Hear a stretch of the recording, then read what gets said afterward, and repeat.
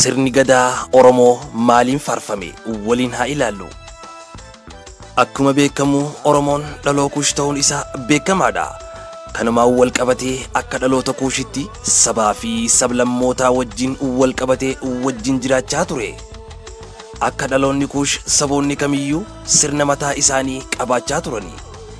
Qabaatanillee kan Oromoo kun harimfachuu fi sirna namaa sa'aa tolu hundeen jijjiiruu keessatti kan dhaloota Kuush hunda caala. Obboleeyyan Oromoo dhaloonni Kuush kanneen akka Kuunamaa, Sidaamaa, Pileelii, Purjii, Peejaa, Geediyoo, Kanbaataa fi Kosloo, Barbaraa fi Anfar, Somaalee, Oromoo kana malees hedduutu hafe. Warreen afaan isaanii walitti dhiyaatan kun hundinuu sirna mataa isaanii qabaachaa turan.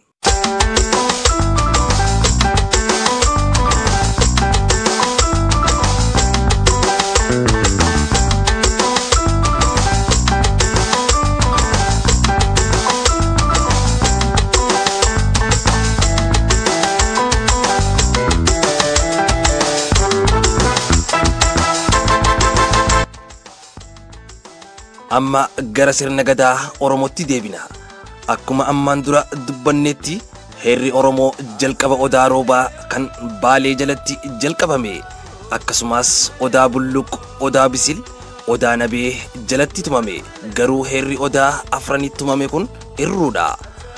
Odaa Bultum jalatti guutamee Oromoodhaaf filatamee eebbisanii ulmaa baasanii. Hojirra oolchuudhaaf koree itti filan, heera dhaddachaa irra dhaabbatanii koree 5 itti filan, aadaa manaa bal irratti jaaraniiti koree 5 itti filan.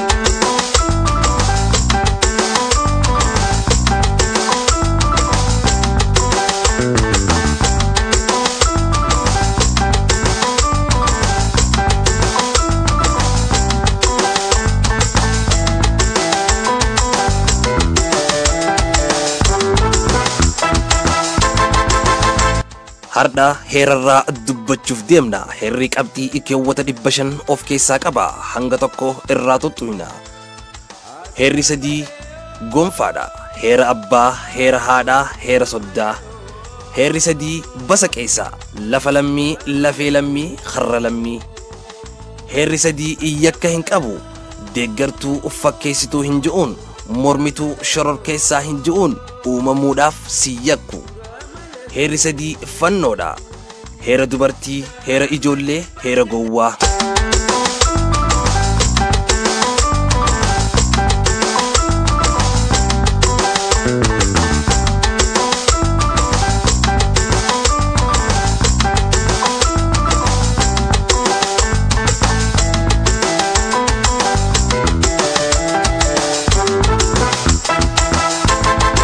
Heerri 3 kan biyyaan eeganii heera hayyuu, heera gootaa, heera arjaa.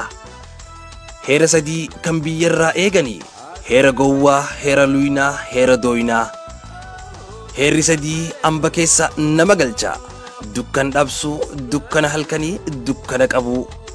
Heerri 3 kan dubbiin fixanii dubbii gowwaa sobaan fixan, dubbii luynaa sodaachisuun fixan, dubbii hayyuu dhugaa itti himanii fixan.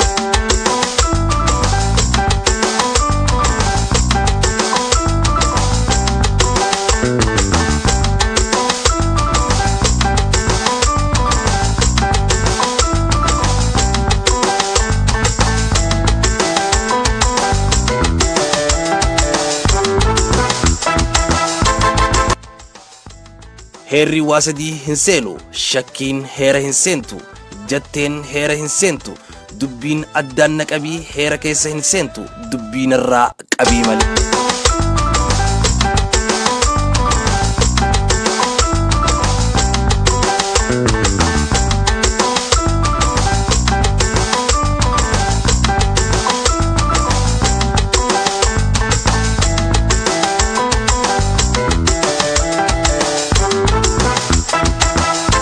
Heerri 3 jiruudha. Heerri abbaa jiruudha. Heerri haadhaa jiruudha. Heerri obboleessaa fi obboleettii jiruudha. Heerri 3 waan jiraati. Jaartiin waan jiraati. Ilmoon waan jiraati. Addunyaan waan jiraati. Kanaaf waan jiraati jettee jiruutee hin ganin siin jaa. Heerri kun haqa haadhaa fi abbaa jabeenyarraa.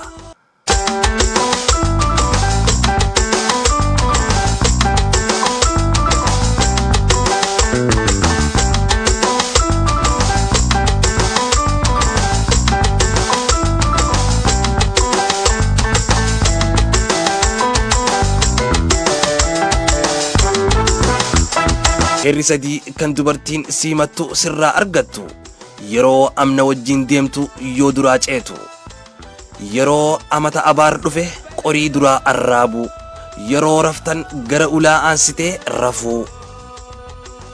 Heerri sagal eeybaa fi sagal abaarsa. Eeyba samii kan dachii kan hiddii kan hiddaa kan haadaa kan haaduu kan jeedalloo kan waraabessaa kan leencaa. Isaan kun hundinuu hiikaa qaba. Samiin abbaadha, dachiin haadha, iddiin ollaadha, iddi soddaadha, haanni irra hima, haaduun obboleessa, jeedalloo miskiina kararra cehu, waraabessi nama du'e, leenci abbaa gadaati. Yoo isaan saglan kun si eebbisan, hormaata addunyaatii fi namaatiin walitti baate.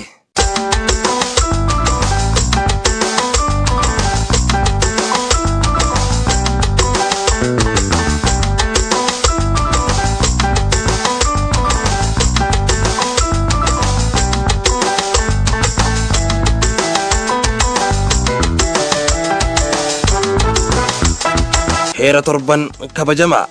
Heera fooyya'insa dinagdee kutaa lammaffaa keessatti kan ilaallu ta'a. Hardhaaf asumarratti dhaabna. Sirni gadaa Oromoo maaliin faarfamee kan jedhu kutaa lammaffaa qabannee hanga walitti deebinu yeroo gaarii nuuf qabaadha.